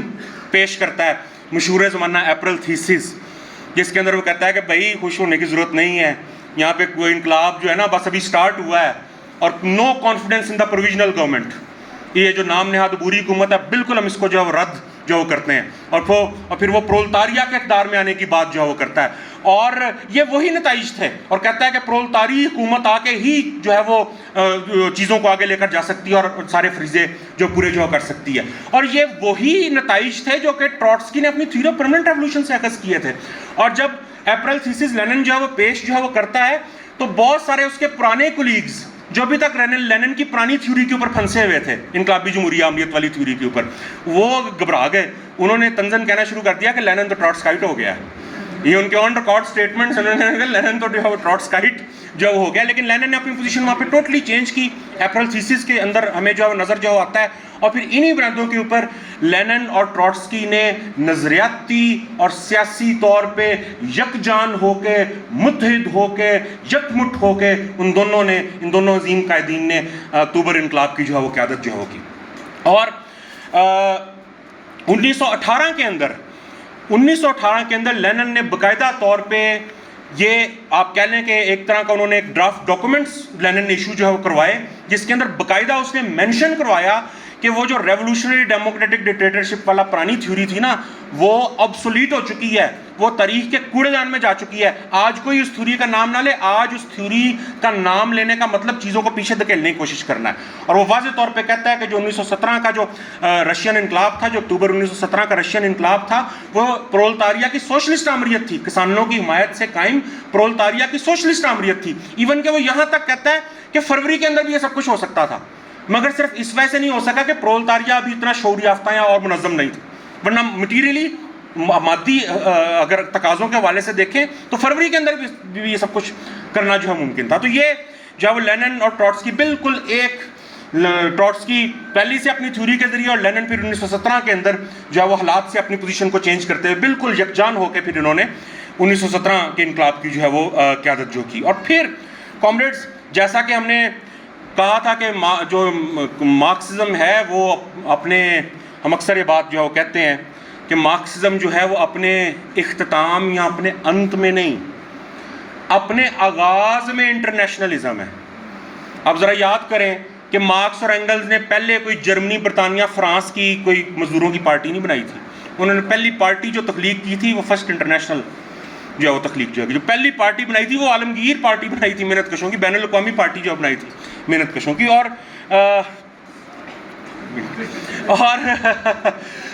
اسی چیز کو مد نظر رکھتے ہوئے جو رشین ریولوشن کے نیسیسری لیسنز تھے، جو اس کے لازمی اسباق تھے، ان کو پوری دنیا کے انقلابیوں تک پہنچانے کے لیے لینن اور ٹروٹسکی نے 1919 کے اندر جو ہے وہ تھرڈ انٹرنیشنل یا کمیونسٹ انٹرنیشنل کی جو ہے وہ بنیاد جو ہے وہ رکھی۔ اور اگر ہم جو ہے وہ کمیونسٹ انٹرنیشنل کی سارے ڈاکومنٹس پڑھیں، خاص طور پہ کمیونسٹ انٹرنیشنل کی جو دوسری کانگریس کے اندر جو کلونیل کویسچن کے اوپر جو ڈاکومنٹس ہیں تھرڈ انٹرنیشنل کے، ان کو ہم پڑھیں تو وہاں پہ ہمیں چند ایک چیزیں بڑی واضح نظر آتی ہیں۔ ایک تو ہمیں بالکل ان ڈاکومنٹ سے واضح پتہ لگتا ہے کہ لینن، ٹروٹسکی اور جو تھرڈ انٹرنیشنل تھی، جو کمیونسٹ انٹرنیشنل تھی، وہ رشین ریولوشن کے تجربے سے لازمی نتائج اخذ کرتے ہوئے اس بات کو اب وہ پوری دنیا کے اوپر اس بات کو لاگو کر رہے تھے، اور بالکل درست طور پہ لاگو کر رہے تھے کہ آپ کو ان ڈاکومنٹس کے اندر یہ نظر آتا ہے کہ لینن اور ٹروٹسکی واضح طور پہ یہ کہتے ہیں کہ ایز اے جنرل رول یہ بات یاد رکھیں، سب سے پہلے تو یہ بات رکھیں، یہ 1919 آج سے 100 سال پہلے 1919-20 کی باتیں ہیں، پھر 100 سال گزر چکے ہیں ان باتوں کو ہوئے، مگر اس وقت بھی وہ کیا کہہ رہے ہیں؟ وہ کہہ رہے ہیں کہ ایز اے جنرل رول، ایک عمومی اصول کے طور پہ پوری جو پسماندہ ممالک ہیں، کلونیل کنٹریز ہیں، ان کے بارے میں یہ بات کہی جا سکتی ہے کہ ان کی جو نام نہاد نیشنل برجوازی ہے نا، خسی یا فارغ ہے، عوام دشمن، اور کوئی برجوا جمہوری فریضے نہیں پورے کر سکتی، کوئی اپنے ملکوں کو کلونیل جبر سے آزادی جو نہیں دلوا سکتی، ایز اے جنرل رول کہتے ہیں یہ سب تمام بیکورڈ کنٹریز پہ چیز جو لاگو ہوتی ہے۔ اور ہاں، اگر کہیں کوئی ایکسیپشن ہے، اگر کسی ملک میں کوئی ایکسیپشن ایسی ہے کہ وہاں کی جو برجوازی ہے وہ واقعتاً اس کے اندر کچھ پروگریسو ایلیمنٹ ابھی ہے اور وہ اینٹی کلونیل سٹرگل میں کوئی رول پلے کرنے کو تیار ہے، تو پھر لینن اس برجوازی کے ساتھ جو ایک وقتی، کوئی پکا ٹکا اتحاد نہیں، جو ایک وقتی اینٹی کلونیل کولیبوریشن بنایا جا سکتا ہے، اس کی انتہائی سخت شرائط لینن پیش کرتا ہے، انتہائی سخت شرائط پیش کرتا ہے کہ مزدوروں کی پارٹی کوئی پرماننٹ اتحاد نہیں ہوگا، وقتی لائزون ہو سکتا ہے اگر بالفرض کوئی برجوازی، کوئی پروگریسو ایلیمنٹ اس میں ہے اینٹی کلونیل سٹرگل کے حوالے سے، وقتی اتحاد ہو سکتا ہے، اور اب وہ اپنا نعرہ، اپنا جھنڈا، اپنے پروگرام، اپنی آزادانہ سرگرمی، مزدوروں کو منظم اور مارکسزم کی ترویج کرنے کی تمام تر آزادی کو مینٹین کرتے ہوئے چند ایک اینٹی کلونیل نقطوں کے اوپر اگر کوئی کسی ملک میں بالفرض کوئی پروگریسو برجوازی کا ایلیمنٹ موجود ہے تو وقتی طور پہ کچھ لائزون ان کے ساتھ بنایا جا سکتا ہے، ایک ایکسیپشن کے طور پہ اتنی سخت شرائط کے ساتھ۔ جنرلی اسپیکنگ یہ بیکار ہے، اور ابھی یہ 100 سال پہلے کی باتیں ہیں، اور یہاں پہ لوگ آج بھی جو ہے وہ برجوا قومی ازادیوں کی بات جو ہے وہ کر رہے ہوتے ہیں، دیکھیں جی بنگلہ دیش نے یہ اچیو کر لیا تو ہم یہ اچیو کر لیں گے۔ ٹھیک ہے، یہ 100 سال پہلے یہ باتیں جو ہے وہ ہو گئی تھیں۔ اور آپ یہ بھی دیکھیں کہ لینن نے خاص طور پہ خود ترمیم ایک پیش کر کے یہ کہا کہ آئندہ سے یہ جو جگیرداری کا خاتمہ یا کلونیل جبر سے آزادی، یہ ساری چیزیں ہیں نا، ان کو آپ نے برجوا ڈیموکریٹک نہیں کہنا، اس میں برجوازی کا رول ہی کوئی نہیں ہے، ان کو ہم نیشنل لبریشن ریولوشنز کہیں گے، ہم ان کو نیشنل لبریشن سٹرگلز اور یا نیشنل لبریشن ریولوشنز کا جو نام دیں گے۔ برجوازی تو ان کے خلاف کھڑی ہے، تو ان کو چھوڑیں، ہم ان کو آئندہ سے برجوا ڈیموکریٹک کا لفظ نہیں استعمال کریں گے ان کے لیے۔ تو خیر، یہ کمیونسٹ انٹرنیشنل کی جو ہے پوزیشنیں تھیں، اور پھر آپ جو ہے وہ ہم اس ڈیٹیل میں نہیں جا سکتے کہ کس طرح پھر رشین ریولوشن ڈی جنریٹ ہوتا ہے، سول وار کی تباہی، جرمن انقلاب کی ناکامی، اطالوی انقلاب کی ناکامی، اور رشین ریولوشن ایک بیکورڈ کنٹری کے اندر آئسولیٹ ہو کے رہ جاتا ہے، قلت، بربادی، لینن کی موت، ایلیٹ کیڈرز کی جو ہے وہ موت سول وار کے اندر، ان ساری کیفیات کے اندر پھر بیوروکریسی کا ابھار جو ہے وہ ہوتا ہے، ڈی جنریشن ہوتی ہے، وہ بیوروکریسی اپنا شخصی اظہار اسٹالن کی صورت میں جو ہے وہ ڈھونڈتی ہے، اور اسٹالنزم کا فنومینا سامنے آتا ہے، ٹروٹسکی کو جلا وطن جو کر دیا جاتا ہے، اور پھر جو ظاہری بات ہے جب اسٹالنسٹ بیوروکریسی کا پنجہ پوری سوویت اسٹیٹ کے اوپر مضبوط ہوتا ہے تو پھر ویسے ہی اس کا پنجہ کمیونسٹ انٹرنیشنل اور کمنٹران کے اوپر بھی جو مضبوط جو ہوتا ہے، اور جو کمیونسٹ انٹرنیشنل ہے وہ عالمی سوشلسٹ انقلاب کے اوزار کی بجائے اسٹالنسٹ افسر شاہی کے قومی خارجہ مفادات کے تحفظ کا ٹول بن کے جو ہے وہ رہ جاتی ہے۔ اور پھر یہ جو اسٹالنسٹ افسر شاہی ہے، یہ پھر جو پرماننٹ ریولوشن کا نظریہ تھا، جو کہ پوری کمیونسٹ انٹرنیشنل کے ابتدائی ڈاکومنٹس کے اندر ایک بیس فارم کرتا ہے، ایک بنیاد بناتا ہے، اس نظریے پہلے ایک ہوا کھڑا کرتے ہیں ٹروٹسکیزم کا، اور پھر اس ہوے کو اس کو کالک ملتے ہیں اور کیچڑ چھالتے ہیں اس ہوے کے اوپر، اور پھر یہ تھیوری آف پرماننٹ ریولوشن، عالمگیر، بین الاقوامیت، ان سب چیزوں کے اوپر ٹروٹسکیزم کا لیبل لگایا جاتا ہے، ان سب چیزوں کو مارکسزم کے خلاف بتایا جاتا ہے، متون جو وہ کیا جاتا ہے، اور یہ ان ساری نظریات کو جو کتابیں وہاں سے چھپ کے آئیں، جو رسالے وہاں سے چھپ جو آتے تھے، جو انڈوکٹرینیشن پوری دنیا کے اندر کمنٹران کی کمیونسٹ پارٹیوں کو دی جاتی تھی، ان سب سے ان چیزوں کو مکمل طور پہ حذف جو کر دیا جاتا ہے، اور اس کی جگہ ایک تو سوشلزم ان ون کنٹری کا نظریہ سامنے لے کر آیا جاتا ہے کہ ایک ملک میں مکمل سوشلسٹ سماج تعمیر کیا جا سکتا ہے، ہم اس کی ڈیٹیل میں نہیں جاتے، ابھی وقت نہیں ہے، مگر دوسرا جو ایک اہم نظریاتی غداری کی جاتی ہے وہ یہ کی جاتی ہے کہ وہ جو منشوک ٹو سٹیجزم تھا کہ پہلے برجوا جمہوری انقلاب برجوازی کی قیادت میں، پھر اگلے 50-100 سال گزریں گے، سرمایہ داری پھلے پھولے گی اور پھر سوشلسٹ انقلاب کی بات ہوگی، اس منشوک ٹو سٹیجزم کو کومنٹران جو ہے وہ اسٹالنسٹ زوال پذیری کے تحت اپنا سٹینڈرڈ انقلاب کی تھیوری جو بنا لیتی ہے، اپنی سٹینڈرڈ انقلاب کی تھیوری جو ہے بنا لیتی ہے، اور پھر اس کے نتیجے کے اندر جو ہے وہ کیا کیا انیائے ہوتے ہیں، کیا کیا بربادیاں جو ہے وہ ہوتی ہیں۔ کامریڈ میں بس صرف مختصر سے ان کے بھی نام ہی جو ہے وہ لے سکتا ہوں۔ 1925-27 چین کا پہلا انقلاب، محنت کشوں کا انقلاب تھا، شہری انقلاب تھا، شہروں کے اندر کمیونسٹ پارٹی آف چائنا اس کو جو ہے وہ لیڈ جو کر رہی تھی، مگر اسٹالنسٹ ٹولے کے احکامات کے تحت پہلے جو ہے وہ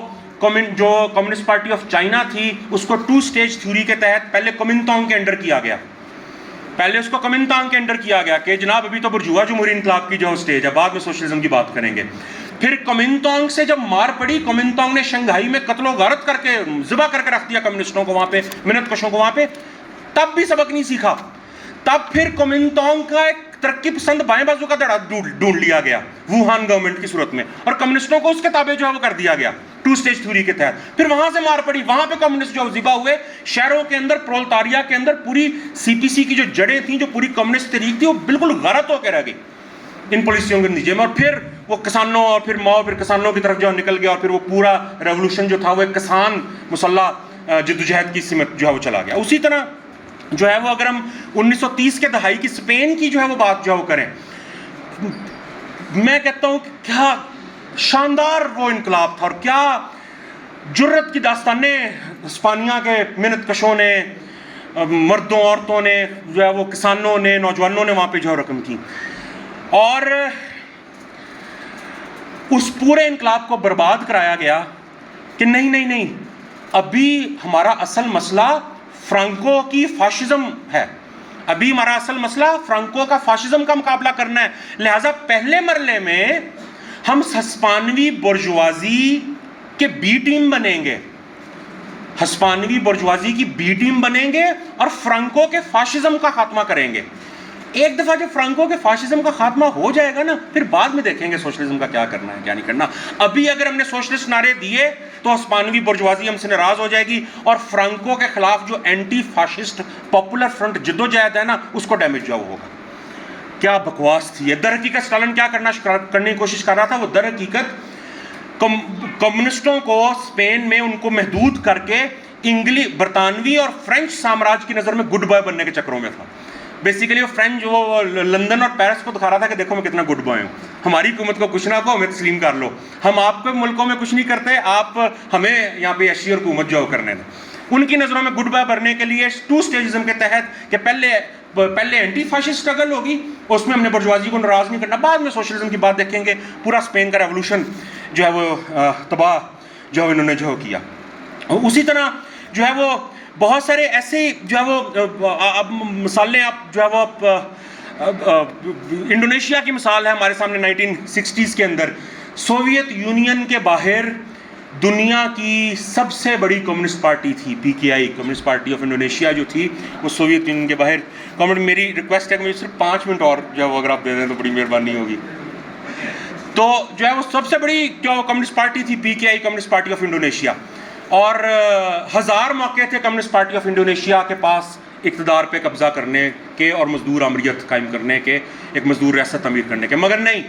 انڈونیشیا تو پسماندہ ہے، وہاں پہ تو پہلے برجوا جمہوری انقلاب نے ہونا ہے، برجوا جمہوری انقلاب اور برجوازی نے بڑی ترقی دینی ہے، پھر سوشلزم کی بات ہونی ہے، لہٰذا اقتدار PKI کی جولی میں بار بار آ کے گرتا تھا اور اس کو آرام سے اپنی جولی سے اٹھاتے تھے، اور وہ جو سوکارنو صاحب تھے جو نام نہاد انڈونیشین برجوازی کے نام نہاد ترقی پسند لیڈر تھے، ان کی گودی میں رکھ دیتے تھے، ٹھیک ہے، اور پھر جب بار بار تو پھر موقع نہیں نہ ملتا ہوتا، اور پھر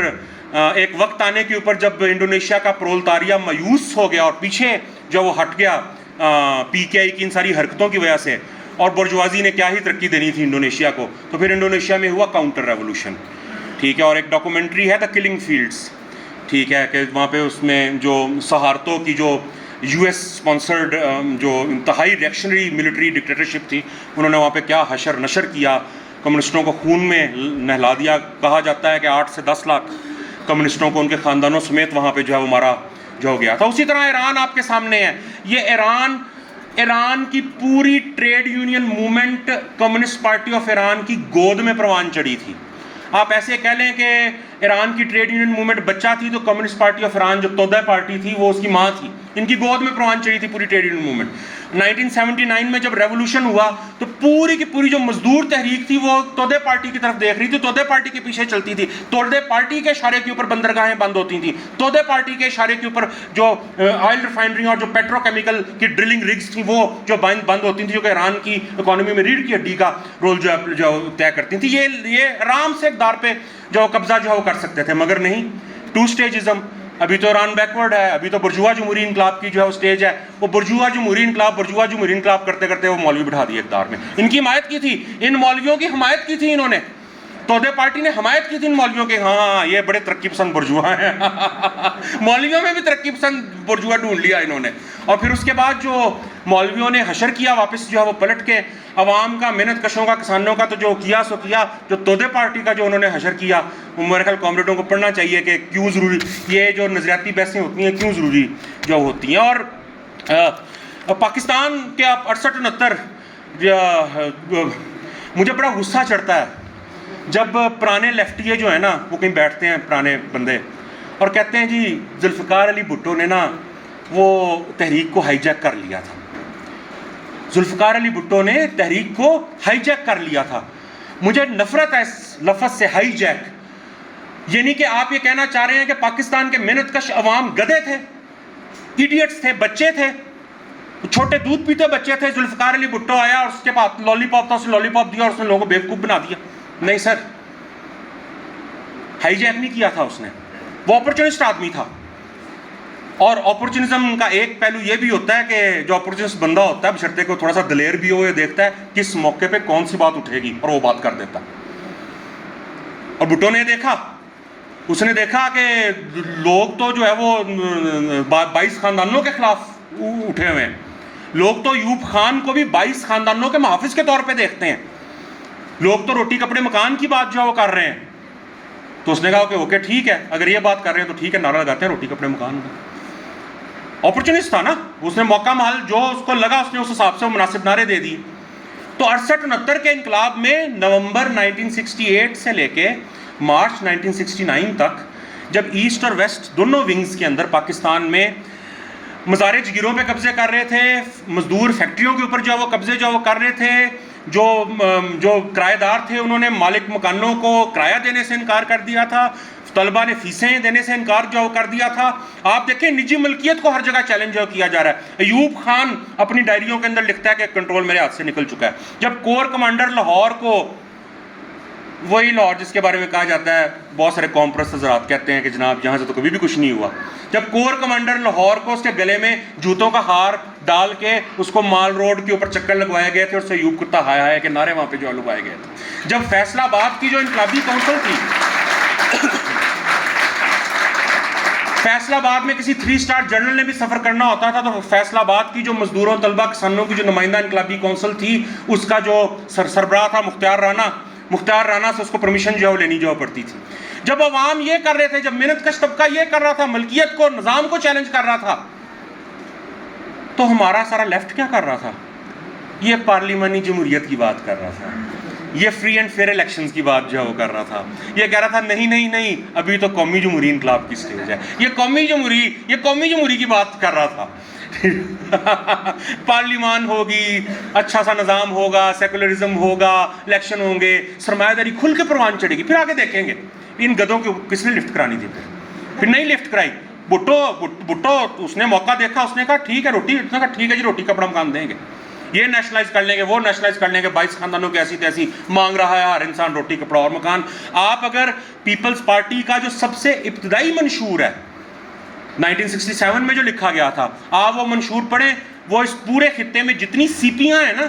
سی پی پی تو سی پی آئی تو سی پی ٹی تو سی پی زی، جو بھی سی پیاں ہیں نام نہاد، ان تمام نام نہاد سی پیوں کے منشور سے کہیں زیادہ ایڈوانسڈ اور ریڈیکل۔ تو اس نے وقت کو بھانپتے ہوئے جو عوام کی دلوں کی آواز تھی وہ نعرے دیے اور ٹھیک ہے وہ لیڈر جو بن گیا۔ تو اصل بھٹو کا آپ الزام نہ دیں کہ اس نے یہ ہائی جیک کر لیا تھا، وہ کر لیا تھا۔ اسٹالنسٹ اور مائسٹوں کو اپنے گریبان میں جھانکنے کی ضرورت ہے کہ عوام جب ملکیتوں پہ قبضے کر رہے تھے تو یہ پارلیمانی جمہوریت کی باتیں کر رہے تھے، پہلی سٹیج کی باتیں جو وہ کر رہے تھے۔ خیر یہ ایک لمبی جو ہے وہ ہسٹری ہے۔ اس کے علاوہ چند اور بھی بڑی شاندار جو مثالیں ہیں۔ بعض ایسے ملک جہاں پہ بائیں بازو نے اقتدار پہ قبضہ کر لیا، مگر وہ بایاں بازو تھا اسٹالنسٹ ماؤسٹ، اور وہ آگے نہیں جانا چاہتے تھے. اقتدار پہ انہوں نے قبضہ کر لیا مگر وہ نجی ملکیت کو چیلنج نہیں کرنا چاہتے تھے، وہ سرمایہ داری کا خاتمہ نہیں کرنا چاہتے تھے. مگر وقت اور حالات کے عملی تجربے نے ان کو مجبور کر دیا کہ وہ اگلے قدم لیں، مجبور ہو کے اگلے قدم لیں اور نجی ملکیت اور سرمایہ داری کا خاتمہ کریں. چائنا 1949 میں جب اقتدار پہ قبضہ کیا جو ماؤ اور اس کی سرخ فوج نے، آپ اس سے پہلے بھی اور 1949 سے لے کے 1952 تک ماؤ زے تونگ کے ساری تحریریں پڑھیں. ماؤ زے تونگ کہیں پہ بھی سوشلزم کی بات نہیں کرتا. 1949 میں اقتدار پہ قبضے کے بعد بھی وہ یہ بات آن ریکارڈ وہ کہتا ہے کہ جو بندہ سوشلزم کی بات کر رہا ہے وہ تو احمق ہے. حضرات کبھی چین کا جھنڈا غور سے دیکھا ہے آپ نے؟ دیکھا ہے کبھی؟ اس میں ایک بڑا سارا تارا ہے اور اس کے گرد 4 تارے ہیں. یہ ایک بڑا تارا کمیونسٹ پارٹی آف چائنا ہے. یہ جو 4 تارے ہیں ان میں سے ایک پرولتاریہ ہے، ایک کسان ہے، ایک طلبہ اور انٹیلیجنشیا ہے، اور چوتھا تارا پتہ ہے کیا ہے؟ چوتھا تارا ہے محب وطن قومی برجوازی. تو ماؤ زے تونگ کا کہہ کہ بھئی ابھی سوشلزم کی سٹیج نہیں آئی، ابھی تو ہم پروگریسو کیپٹلزم کو فروغ دیں گے، ہم جو سامراج کے ساسے ہیں اس کو ضبط کر لیں گے، مگر جو چین کی اپنی اچھی پیاری محب وطن قومی برجوازی ہے وہ تو ہماری ساتھی ہے، اس کو تو ہم فلرش کریں گے، اس کو تو ہم ترقی دیں گے، اور پھر چین میں برجوا بنیادوں پہ ترقی ہوگی تو پھر آگے سوشلزم کی بات کر سکتے ہیں. مگر 3-4 سال کے اندر ماؤ کو خوب اچھی طرح پتہ لگ گیا کہ سرمایہ داری کے زوال کے عہد کے اندر سرمایہ داری جب جو ہے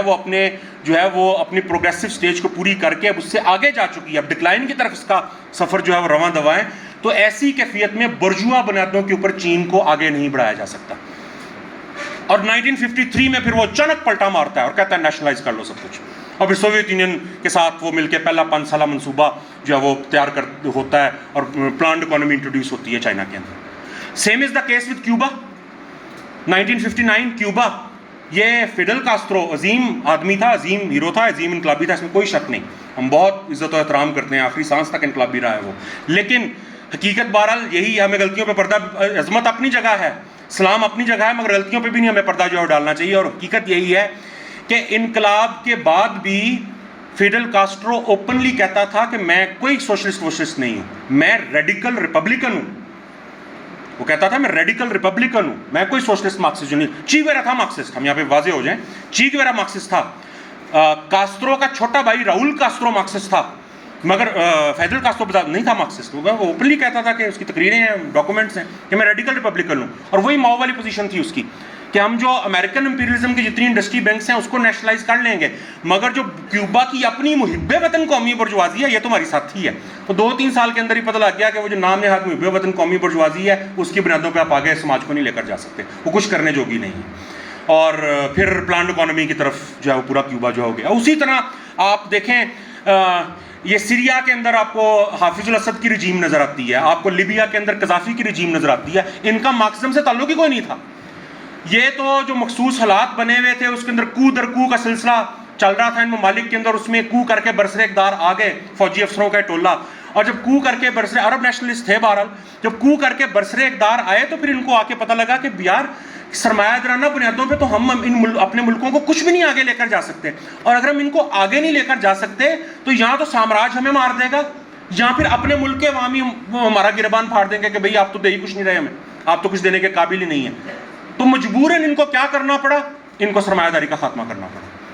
نجی ملکیت کا خاتمہ کرنا پڑا. یہ سارے سوویت یونین بھاگتے تھے پھر پلانڈ اکانومی کا ماڈل لا کے، انہوں نے پھر پلانڈ اکانومی مسخ شدہ شکل میں ہی، انتہائی بیوروکریٹک شکل میں ہی، مگر پلانڈ اکانومیز اور پروان چڑھائیں لیبیا کے اندر اور سیریا کے اندر. اسی طرح پوری افریقہ، آپ سیکنڈ ورلڈ وار کے بعد جو ہے وہ افریقہ کی پوری، آپ افریقہ میں بے تحاشا ریولوشنز ہوئے ہیں یا ریولوشنری موومنٹس جو ہیں بنی ہیں پچھلے 60-70 سال کے اندر. پوری آپ ہسٹری آپ ان کی اٹھا کے دیکھیں، آپ کانگو میں پیٹرس لممبا کو دیکھیں، آپ جو ہے وہ گھانا کے اندر جو ہے وہ آپ املکار، آپ کنی بساؤ کے اندر املکار کیبرال کو جو ہے وہ آپ جو ہے وہ دیکھیں، آپ جو ہے وہ نکروما کو جو ہے وہ آپ دیکھیں گھانا کے اندر، آپ برکینا فاسو کے اندر آپ جو ہے وہ تھامس سنکارا کو دیکھیں. ان میں سے بے شمار ایسے تھے جو مارکسسٹ نہیں کہتے تھے اپنے آپ کو. لممبا اپنے آپ کو بھی مارکسسٹ نہیں کہتا تھا. تھامس سنکارا جو ہے وہ مارکس کا نام شام لیتا تھا، مگر میں آپ کو یقین کے ساتھ کہتا ہوں کہ سنکارا نے نا اقدار پہ قبضہ کرنے تک شاید مارکس کی کبھی کوئی کتاب نہ جو ہو پڑھی ہو، مگر حالات کی کمپلشن یہ تھی کہ سرمایہ داری کا خاتمہ کیے بغیر سماج کو ایک قدم بھی آگے نہیں جا سکتے تھے. اور بہرحال پھر سوویت یونین بھی موجود تھا ایک الٹرنیٹ پلانڈ اکانومی کے ماڈل کے طور پہ. تو یہ سب کیا، یہ ہر چیز کیا بتا رہی ہے آپ کو؟ یہ تمام ایگزامپلیں، یہ تمام چیزیں آپ کو یہی بتا رہی ہیں کہ وہ جو ٹروٹسکی کی تھیوری آف پرماننٹ ریولیوشن تھی نا، یہ سب اس کے درستگی کے ثبوت ہیں، یہ سب اس کے درستگی کے ثبوت ہیں. ایون کہ یہاں پہ پوسٹ کلونیل حضرات اور جو قوم پرست ہمارے بہن بھائی ہیں، ان کا جو فیورٹ تھیوریٹیشین ہے فینن، ان کا سب سے پسندیدہ نظریہ ہوا. مجھے بڑا افسوس ہوتا ہے کہ فینن نے جہاں بہت ساری بونگیاں ماری ہیں وہاں پہ اس نے چند ایک کام کی باتیں بھی کی ہیں. اور یہ لوگ کرتے کیا ہیں؟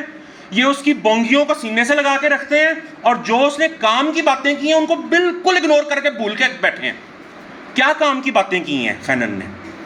فینن چند ایک چیزوں میں بہت کلیئر ہے. وہ اس چیز پہ بالکل کلیئر ہے کہ جو کولونائزڈ کنٹری ہے اس کی جو برجوازی ہے، اس کی جو مقامی برجوازی ہے جو کہ کلونیل پاور کے تحت پروان چڑھی ہے، بالکل فارغ ہے. اس کا کوئی رول نہیں ہے نیشنل لبریشن سٹرگل کے اندر، نہ اس کا کوئی نیشنل لبریشن سٹرگل میں رول ہے، نہ نیشنل لبریشن حاصل کرنے کے بعد اس کا کوئی پروگریسو رول ہے. وہ کہتا ہے کلونیل پاور کی بی ٹیم ہے. اور پھر فینن ایک دوسری بات بھی کہتا ہے، مکمل نہیں مگر جزوی طور پہ وہ کہتا ہے کہ آج کے عہد میں جو کلونیل کنٹریز ہیں، کولونائز کنٹریز ہیں، ونس یہ اپنی نیشنل لبریشن اچیو کر لیں تو اس کے بعد یہ کیپٹلسٹ پاتھ آف ڈیولپمنٹ نہیں لے سکتے، اس طرح سے یہ آگے نہیں جا سکتے. ان کو کوئی اور رستہ اختیار کرنا، یہ نہیں بتاتا کہ کیا رستہ اختیار کرنا پڑے گا، ٹھیک ہے، یہ نہیں بتاتا، مگر وہ اتنا ضرور کہتا ہے کہ ان کو کیپٹلسٹ پاتھ آف ڈیولپمنٹ سے ترقی نہیں کر سکتے. ایون کہ فینن دیکھیں کیا کہہ رہا ہے، دیکھیں فینن کیا کہہ رہا ہے. تو یہ ایک پوری کامریڈز جو ہے وہ ایک، میرے پاس وقت، میرے پاس کب کا جو ہے وہ ختم جو ہے وہ ہو چکا ہے. میرے خیال ہے باقی کامریڈز کیا ہے کہ کامریڈز جو ہے وہ سوالات جو ہے وہ رکھیں، کنٹریبیوشن جو ہے وہ رکھیں، اور باقی جو کوئی کسر جو ہے وہ رہ گئی ہم کوشش کریں گے کہ ہم سم اپ میں پوری کریں. بہت شکریہ.